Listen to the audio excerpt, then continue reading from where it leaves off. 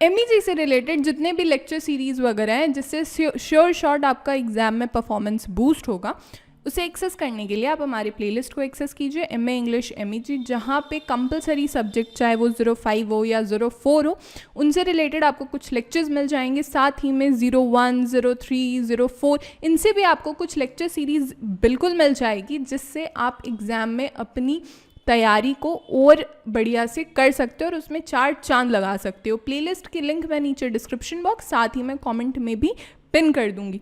इसके अलावा आप फॉर एमईजी अपडेट्स या फिर इग्नू के क्विक अपडेट्स के लिए आप हमारे व्हाट्सएप ग्रुप को ज्वाइन कीजिए, इग्नू अपडेट्स, जहाँ पे आपको एकदम क्विक एंड रेगुलर अपडेट्स मिलते रहेगी related to IGNOU and MEG. इसके अलावा if we are coming to the topic, तो इंडियन एस्थेटिक का देखो इंट्रोडक्शन क्या कहता है ना, सबसे पहले इससे आप समझो। बाइनरीज जो थे, binaries like Indian versus western over simplify, इन्होंने क्या कर रखा था कि ओवर सिंप्लीफाई कर रखा था कॉम्प्लेक्स कल्चरल लैंडस्केप्स को। ठीक है, अगर हम सुविधा से बात करें, while conveniently if will talk, तो होता क्या था ना कि जो डाइवर्सिटी थी, किस में डाइवर्सिटी थी, रीजन्स में। जैसे इंडिया के आप हर 10 किलोमीटर पे देखोगे ना तो लैंग्वेज चेंज हो जा रहा है, कल्चर चेंज हो जा रहे हैं, कहीं पे कुछ तौर तरीके, भाषा चेंज हो जा रही है। तो इंडियन एस्थेटिक जो था ना, उससे ऑफन परसीव किया जाता था एज अ हिंदू सेंट्रिक, और उसे ओवरलुक वहाँ पे कर दिया जाता था जो और भी कल्चरल इन्फ्लुएंसेस थे या फिर ट्रेडिशन जो इंडिया में प्रेजेंट है। क्योंकि ऐसा तो है नहीं कि सिर्फ इंडिया में हिंदू ही रहते, डाइवर्सिटी को यहाँ पे बहुत ज़्यादा मान्यता दी जाती है। और अगर हम धर्म की बात करें तो जितने भी धर्म हैं, ऑलमोस्ट मैक्सिमम धर्म यहाँ पे एग्जिस्ट करते हैं, चाहे हम हिंदू की बात करें, चाहे हम मुस्लिम्स की बात करें, चाहे हम कुछ हद तक यहाँ पे क्रिश्चियन भी एग्जिस्ट करते हैं, कुछ हद तक अगर आप यहाँ पे आगे बढ़ोगे तो यहाँ पे सिंधी, ज्यूइश, ऑलमोस्ट जितने भी धर्म होते हैं सबकी डाइवर्सिटी आप इंडिया में देख पाओगे। जैसे टर्म्स जो ओरिएंटल थे एंड ऑक्सीडेंटल थी, ये सिमिलरली ओवर सिंप्लीफाइड डिस्टिंक्शंस थे जो कि निग्लेक्ट करते थे इंटीग्रेट इंटरप्ले को, किसके, कल्चर एंड हिस्ट्रीज के, रिकॉग्नाइजिंग द कॉम्प्लेक्सिटी, ये रिकॉग्नाइज करते थे कॉम्प्लेक्सिटी को जो कि एसेंशियल था, जिसे कि अवॉइड किया जाता था सिंपलिस्टिक कैटेगराइजेशंस में। ठीक है, और ये अप्रिशिएट करते थे रिचनेस को, किसके, कल्चरल डाइवर्सिटी के।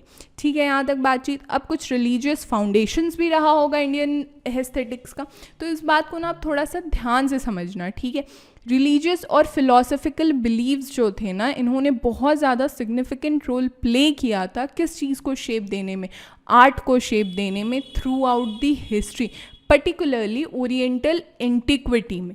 ठीक है, जैसे रिलीजन्स हो गए, हिंदुइज़्म हो गया या बुद्धिज़्म हो गया या फिर इस्लाम हो गया, इन्होंने ये सारे बहुत ही मेजर इंस्पिरेशंस थे किसके, आर्टिस्ट्स के, जिन्होंने लीड किया creation of diverse and vibrant imagery. ठीक है, और जितने भी इंडियन आर्ट थे ना और उसके क्रिटिसिज्म थे, इन्होंने तो डीपली इंटरवेंड किया किसके साथ, किनके साथ, रिलीजियस थीम्स के साथ, जिन्होंने प्रोवाइड किया एक स्पिरिचुअल फाउंडेशन को।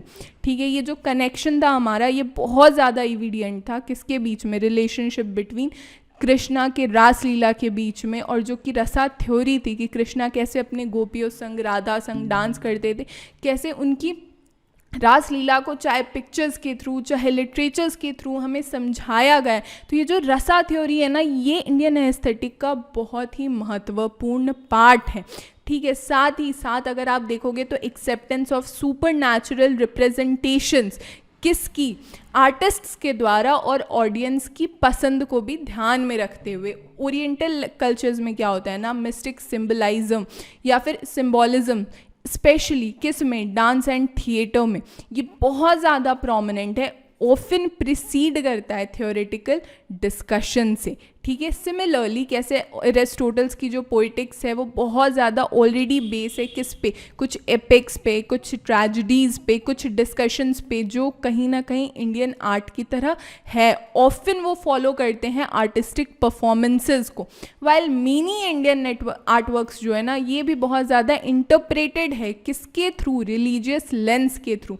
ये हालांकि नेसेसरली रिफ्लेक्ट नहीं करती है ओरिजिनल इंटेंशंस को जो कि आर्टिस्ट और उनके ऑडियंस के हैं। ठीक है, रिलीजियस इंटरप्रिटेशन जो है ना कैन बी अप्लाइड, ये अप्लाई होती है कहाँ पे, दोनों जगह, हम्बल यूटिलाइट्रेशन ऑब्जेक्ट्स में और ग्रैंड आर्किटेक्चुरल मार्वल में, ठीक है। जबकि कुछ आर्टवर्क्स ऐसे एक्सप्लिसिटली डिप्रिशिएट करते हैं गॉड्स को, स्पिरिट्स को, जो कि अदर्स हो सकता है लीव कर दे रूम को। किस लिए? क्योंकि उनकी डाइवर्स इंटरप्रिटेशन रहेगी जो कि रिफ्लेक्ट करेगी कॉम्प्लिसिटी ऑफ रिलीजियस इन्फ्लुएंस को किस पर? आर्ट पे, ठीक है। अगर हम कुछ चर्चा करें, कुछ नॉन स्पिरिचुअल एक्सप्रेशंस भी तो होंगे, जैसे कि इंडियन एस्थेटिक थ्योरी को अगर आप देखोगे तो उसमें ना बहुत ज़्यादा डिसमिजल सेंसरी परसेप्शन भी रहता है, जैसे कि माया हो गया या फिर इल्यूजन हो गया। जबकि इन सब के अलावा बहुत से आर्टवर्क्स जो रहते हैं ना, वो हेविली रिलाई करते हैं किन पे?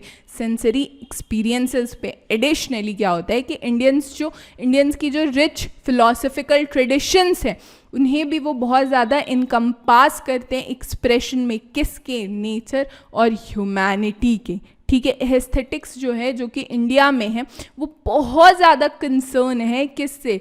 विथ इवोकिंग रसा से, ठीक है, या फिर इमोशनल एसेंस से, ठीक है, जिनके दोनों यानी स्पिरिचुअल और सेंशुअल एस्पेक्ट्स दोनों हैं।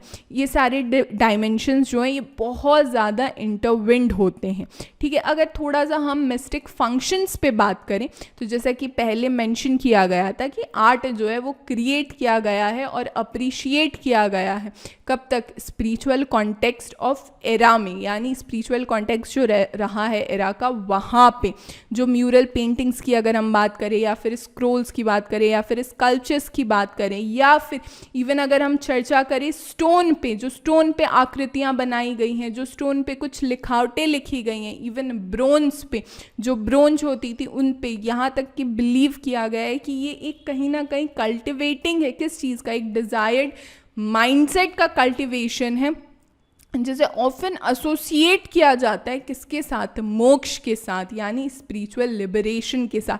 अल्टीमेटली आप किसी भी मनुष्य से बात करना तो वो इंडियन एस्थेटिक या फिर जितनी भी स्पिरिचुअल जर्नी को वो कंप्लीट करके वो मांगना क्या चाहते हैं कि मुझे मोक्ष मिले, मुझे लिबरेशन मिले, मुझे मुक्ति मिले, ठीक है। कॉन्सिक्वेंटली क्या होता है कि एस्थेटिक्स जो है वो बहुत ज़्यादा फोकस करती है हेविली किस पे? मिस्टिक सिम्बॉलिज्म पे, जैसे कि ब्रोंज आइकन हो, या फिर ब्रोंज आइकन किसके? डांसिंग शिवा के, जो कि सिंबलाइज करता है कॉस्मिक रिदम को, जो कि किसका है? क्रिएशन और डिस्ट्रक्शन दोनों ही डिस्क्राइब करता है। एक जो डांसिंग शिवा है जिसे हम नटराज कहते हैं, नटराज भगवान के नाम से हम जानते हैं, जिन्होंने ऑलमोस्ट क्रिएशन और डिस्ट्रक्शन दोनों के ही रूप उन्होंने उसमें दिखा रखे। तो this will be all for part 1 lecture Indian aesthetic. आप चाहो तो डेली बाइट से सॉल्व्ड असाइनमेंट भी परचेज कर सकते हो for both first year and second year.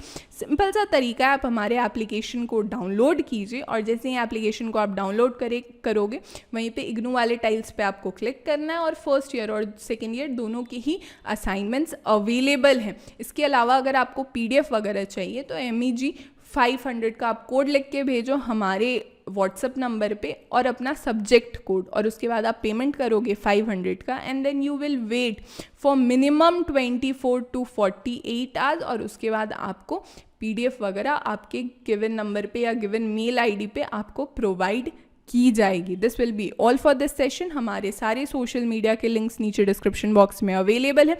Do subscribe daily bytes. Thank you so much.